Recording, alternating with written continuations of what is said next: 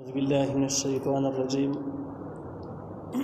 بسم الله الرحمن الرحيم. فإذا قضيت الصلاة فانتشروا في الأرض وابتغوا من فضل الله واذكروا الله كثيرا لعلكم تفلحون. سورة الجمعة 10 نمبر آیات. اور 10 نمبر آیات کی د جمعې د احترام کولو ځینې امتیازي احکام ذکر کی. يهوديانو عیسایانو به د خالد ورځ احترام کاوه نو هغې باندې به لازم دا وه چې غونډه ورځ معطل ناستو بیا دنیاوي روزګار به پکې د سره کولی نه شو، هغوی باندې منع وه. مسلمانانو ته هدایات دی چې تاسو کله د جمعې لمونځ وکئ یا د جمعې د خطبې د مانځه نه وزګار شئ نو دنیاوي روزګار تاسو کولی شئ، تاسو ته ټول اجازت دی. نو الله تعالی فرمایي فاذا قضیت الصلاة، هر کله چې پوره شي لمونځ. لمونځ نه مراد د جمعې لمونځ دی، ځکه مخکې نه د جمعې بحث را روان دی. فانتشروا، نو تاسې خواره شئ په الارض بزمه کې. وابتغوا، تاسې ولټوئ من فضل الله، فضل الله تعالی دې نه مراد دنیوي روزګار او تجارت دی. واذکروا الله، او یادوئ الله تعالی کثیرا ډېر زیات لعلکم تفلحون، دې دپاره تاسو کامیاب شئ.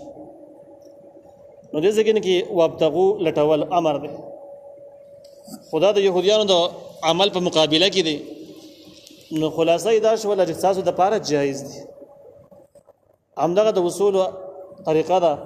چې امر په قرآن کې کوم ځایونو کې راشي نو هر ځای کې دپاره د وجوب نه وي، ځینې ځایونو کې دپاره د اباحت، ځینې ځایونو کې دپاره د استحباب او جواز. نو دې ځایونو کې هم دغه مسله ده، دلته صرف جایز دی، یعنی فرض نه دی چې ته په خامخا بیا روزګار ته وځې، ستا خپله خوښه ده وتلی شي. نو دې ځایونو کې د هغه ملحدینو خلاف زبردست جواب دی چې کوم ملحدین وایي چې قرآن په خپله باندې متعلقه او د هیڅ چا خبره پکې د هیڅ یو مفسر او د مجتهد خبرې ته پکې غوږ مه ږده او په خپله پې عمل کوه، بس قرآن آسان دی، عمل پې کوه. نو هغه ځایونو خلکو دپاره دې ځایونو کې یو سوالات په هغې باندې جوړېږي چې دې ځایونو کې د روزګار باره کې د څه خیال دی چې دا فرض شو که سنت شو که مستحب شو. الله خو امر کړی دی،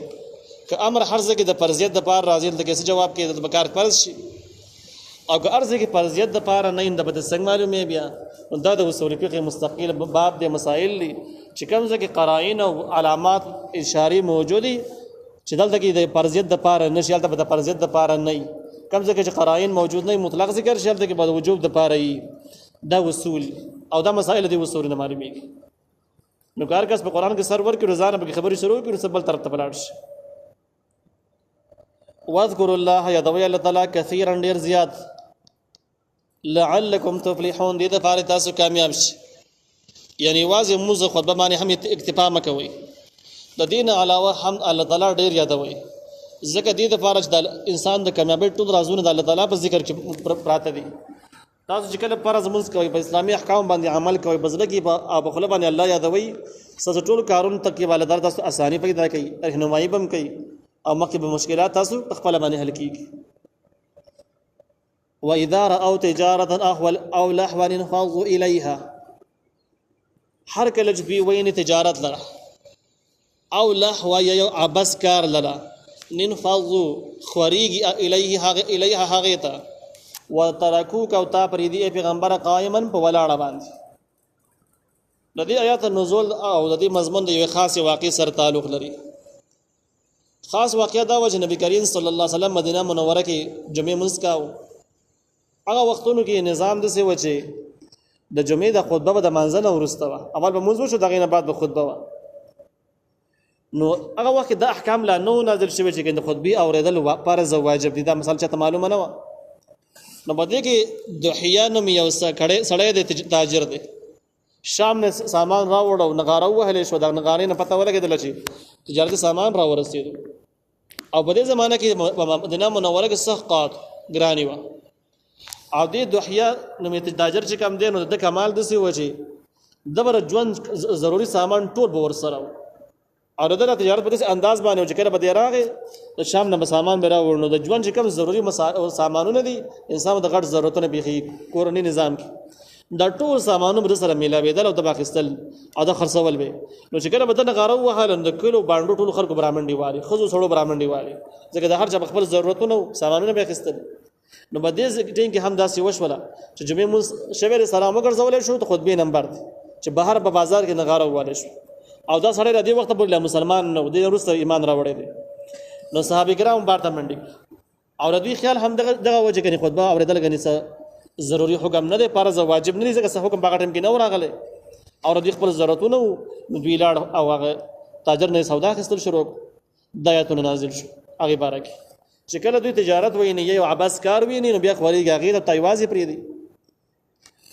دې باره کې نبی کریم صلی الله علیه وسلم سره چې کم کسان پاتې شي تقریبا د 12 کسانو د پاتې شو لاندې او باقي وته نبی علیہ السلام د خلکو ته وویل چې پارس کې د 12 کسان هم نه وي پاتې شوي او تللی وي الله تعالی مدینه منورې له یو ناشنا سزا ورکړي وي بل څه سزا به ورکړي وي خدا سزا عذاب چې رانه غنو د 200 کسانو په وجه رانه د دینم پته لګي چې په کلو باندې کې په علاقو کې چې کړه ټول خلک بيدینه شو اجتماعي بيدینه شو بیا به عمومي عذاب ناراضي اګه بده کې ځنې خلک گزاره حال دیندار خي نو هغه ځینو دیندارو په وجه باندې غون کلمه عذاب بیا بندي ناراضي نو دې ځکه کې اگر چې دا دسه خدای نه وقصدن خدای نه و لیکن دا خلک غټ خلکو نو وړه کو تای غټه کو تای شمار لکه درا او نبی کریم صلی الله علیه وسلم ورته وجه دا ټول وتلی بیا عذاب راتله خو دې کې ځنې کسان پاتې شو بده وجه عذاب رانه قلت ورته وایا ما عند الله اجد الله تعالی سره دي خیر ډیر غوړه دي من الله و د عباس سيزوننا ومن التجارت سامان لدې مطلب دا د دوه مضمونونه یو دا چې تاسو کله موږ وکړو د جمعې موږ خطبه واوري دغه فضایل ثواب او اجرونه چې دا مستقیل دایمي دي د دې من زوال ناراضي او دا تاسو په هغه ځګونو کې پکاري چې کوم ځګونو کې دنیوي سامانونه کار نه ورکوي لکه قبر اخرت دا ډېر فائدہ مند سيزونه شو دنیوي سيزونه چې دا هم فائدہ انسان ته ورکوي لیکن دا فائدہ عارضي ده دا انسان د لاس نه وزي د مرګ نه بعد به کار ناراضي نو بده وجه باندې دغه کم اجرونه د الله سي دغه مستقیل دغه غوړه دي او کم تاسو په تجارت کې نه دا کمزوري دي یو مضمون داش دویم مضمون دا هم کې دی چې کوم ګټ او تجارت تاسو د مانځنه بعد وکړي یعنی موږ وشي خطبه وشي دا غینه بعد تاسو تجارت ته وځي او هغه کم برکت به دغه ګټ او روزګاری کم برکت پکې پروت دی هغه برکت دومره بهتر دی چې تاسو د موجوده کار نه د خطبه په دوران کې ترې کار کوي او تجارت کوي نو بده کې برکت نشته باقي کې برکت دی نو برکت والا سيزونه ک دنیوي سيزونه دي نو هم ساسو د پاره د نور سيزونه بهتر دي چې کم کې برکت نه وي د دې ځکه نو دا مسله هم معلومیږي چې سنت عمل هغه ته ویل کېږي چې نبی عليه السلام په مستقل همیشواله کوي د مرګ وخت پورې او هغه سنت کې ناراضي چې کم نبی عليه السلام پرې خودلې ډیر روایتونه هم پته لګي چې دغه وخت پورې خطبه چې وانه جمعې د منځنه بعد وا لکه د اخترونو غوندګي بیا نبی عليه السلام راوړاندې کړل نو اوس هم دغه مسله د منځنه وړاندې خطبه ویل سنت